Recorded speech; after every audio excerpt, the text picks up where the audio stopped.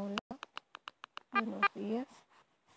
Mi nombre es Wendy Guadalupe Ramírez Santiago y mi matrícula es ES1727064. Esta es una presentación de contexto socioeconómico de México para la carrera de Ingeniería de Logística y Transportes del primer semestre y mi profesor es Adrián Zamora Rodríguez. Esta es una actividad de la evidencia y aprendizaje de la unidad 3. En este apartado trataremos de la vinculación del modelo neoliberal con el fenómeno globalizador. Primeramente vamos a desglosar los temas que sería, en primer lugar, el neoliberalismo. Este se refiere a la liberación de la economía, dando paso a la inversión extranjera sobre los activos de la nación, es decir, la privatización, el libre comercio y la reducción del gasto público. Este sistema solamente favorece al sector privado y, bueno, obviamente favorece a los sectores, a un sector menor, y que son las personas que tienen más dinero, esos son los que son favorecidos. Y pues como ha reducido el gasto público, pues a las personas con menores recursos pues se les limita más. Sus características, bueno, comenzó este sistema con el gobierno de Miguel de la Madrid de 1982 a 1988. Bueno, hubo la imposición de aranceles en base al Tratado de Libre Comercio que fue firmado en 1994. ¿Qué es la imposición de aranceles? Pues es un impuesto que se le da a las mercancías por ingresar al país o por salir, dependiendo. También tuvo que ver mucho la venta de la iniciativa privada, como fueron la venta de los bancos, dejando solamente a Banamex y a Bancomer, y declarando que ICSE tenía, ¿cómo dijeron?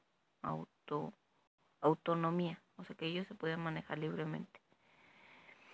Hubo recorte al gasto social, que fue, digamos, limitar el aumento salarial. Ya no hubo aumento salarial y, bueno, se recortaron muchos beneficios sociales que había. Obviamente, la venta de la banca pues tuvo sus repercusiones, ¿no? Que fue que son los aumentos de los precios de la canasta básica y la devaluación del peso. Antes nuestro peso tenía muchos ceros y ahora pues ya, la verdad, tiene muy poquitos ceros. De hecho ya son 5 pesos, 2 pesos 20 centavos. Entonces ya no, perdió validez ante el mercado. Nuestra moneda ya no vale lo mismo.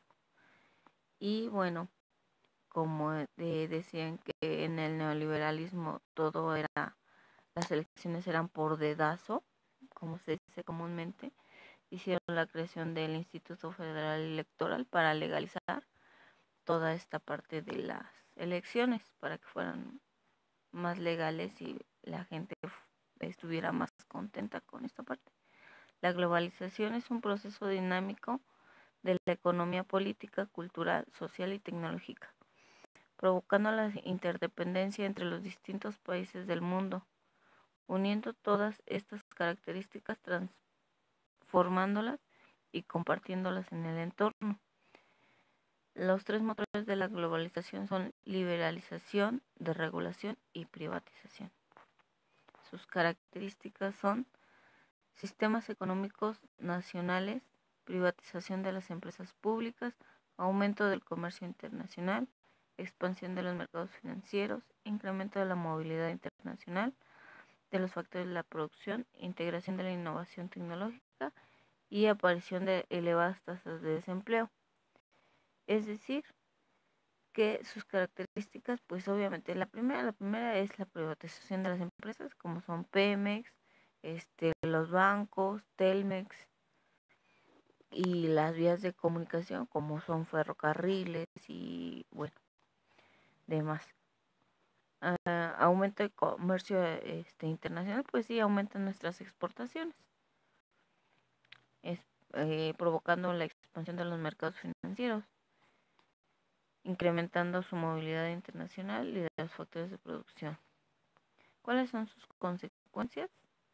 Bueno, pues las consecuencias son el aumento de la interdependencia con los países o economías diferentes, consolidación de una definida tendencia a la formación de polos económicos regionales, acceso universal a la cultura y la ciencia, lo cual nos beneficia, aumento del desarrollo científico y tecnológico nos beneficia,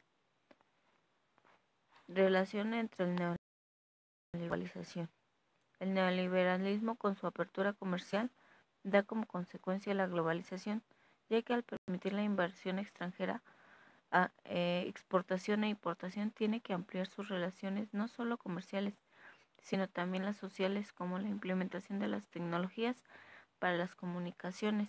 El neoliberalismo es considerado como la piedra angular de la globalización, ya que sabemos que los países que aún se aferran a las políticas no liberales se encuentran en el rezago o aisladas porque sus gobernantes así lo han decidido. Influencia de ambos fenómenos en mi entorno. Creo que como todo tiene su lado bueno y su lado malo, ya que por un lado gracias a estos convenios tenemos acceso a la información, a las tecnologías y a servicios que no sé, son cosas que ya estamos tan acostumbrados a tener que no damos gracias por eso, pero tenemos en cuenta, pero no tenemos en cuenta que es gracias a estos convenios, que tenemos acceso pues a esto, a la información, a las tecnologías y además servicios. Por el otro lado es inconveniente porque descapitaliza a la nación, pero creo que al privatizar las empresas nacionales es una decisión de nuestros representantes, porque nadie los obliga a hacerlo. Entonces, bueno, pues yo creo que la globalización es buena porque nos ayuda a interactuar con todo el mundo, pero pues igual tiene sus inconvenientes, ¿no? Pero pues no creo que sea culpa de la globalización, sino más bien de nuestros representantes políticos.